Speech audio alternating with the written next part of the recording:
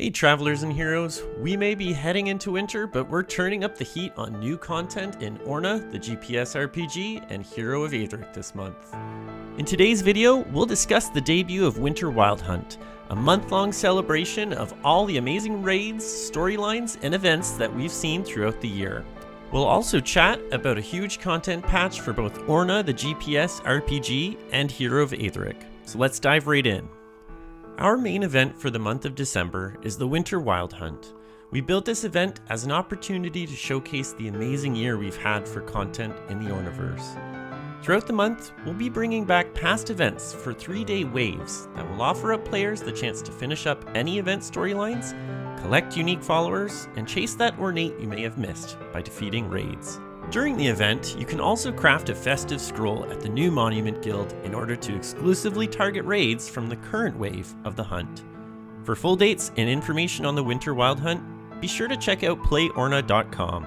Orna the GPS RPG patch 3.9 and Hero of Aetheric patch 1.4 have been released and bring some big changes to the game with the release of deep dungeons, monuments, and a heap of quality of life changes.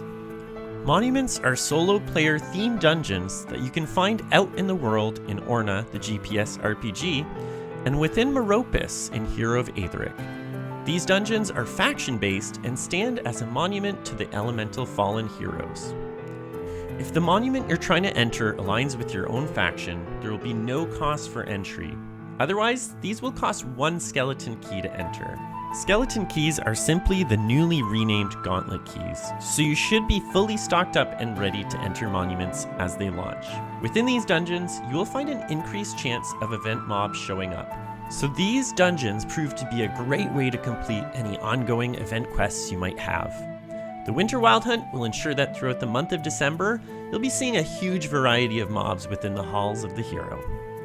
As you journey through monuments, you will earn proofs of monument that can be spent in the Monumental Guild on materials, consumables, and even current event followers. In this same guild shop, you can forfeit event exotic gear in order to obtain proofs of avarice. These can be spent on a rotating selection of ongoing event gear, and that will rotate on a daily basis in the store. These gear pieces will have their quality determined upon rolling, offering up another way to grab that specific ornate you may have not received throughout the event. You can also spend proofs of felling, which are obtained by defeating world raid bosses. These can be spent on higher tier materials in the Monumental Guild shop. We've got a lot of currencies in the game now, and so we've added a currency tab within your inventory screen so you can keep track of all the proofs you've been obtaining.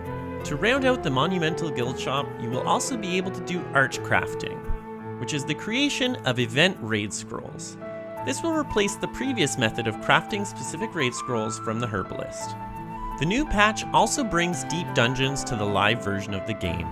For those ready to go spelunking, you will now find these explorable dungeon types by entering any mystic cave or goblin fortress you come across. These are multiplayer enabled dungeons and are a more casual activity to bring your friends along to partake in. We've been talking about these dungeons for some time now, and with a lot of cooperation and testing from the community in our beta program, we are ready to swing open the doors to new adventures. Grab a few friends and start your mining adventures. For those that enjoy memory hunting for the best amities that they can get their hands on, this patch will bring with it a guild hall, accessible through the Oracle Temple. This is the Seers Guild, and it's a passive guild that will offer up additional rewards for those who already partake in memory hunting. This guild shop also includes a few daily mnemonics to purchase with proofs of remembrance. This patch also brings with it huge quality of life features as well. For instance, within towers, you can now exit using a new button in the top left hand of your screen.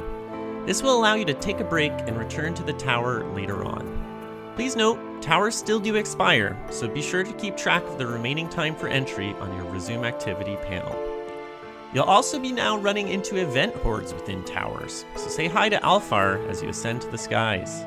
Specific to Orna, the GPS RPG, both towers and monuments will now spawn in a more evenly dispersed manner. This means you should be running into these activities with an increased frequency while on the move. Hero of Aetheric has seen some under-the-hood improvements that should see a big boost to performance as you're traveling throughout the world. The Fallen God sprites have been updated. Check them out as you enter your first monuments.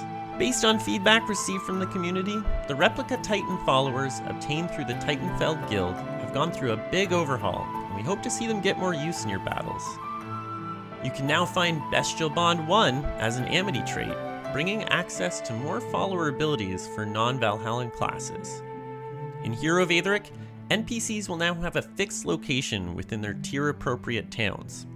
There are a lot of changes within this patch, so be sure to check out our full patch notes as they go live on our blog site.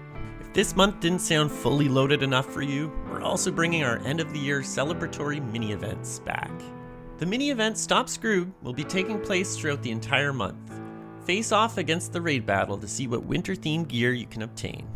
From December 1st to the 10th, face off against the forces of Baelor in Baelor Invades. There'll be a lucky event from the 12th to the 13th, and a spelunking event from the 19th to the 20th. A rare event, Winter Solstice, takes place from December 20th to the 22nd, and our Friends and Family event, where you have the chance to obtain any event followers from the year, will be taking place from the 24th to the 26th. And that's your monthly content update for December of 2023.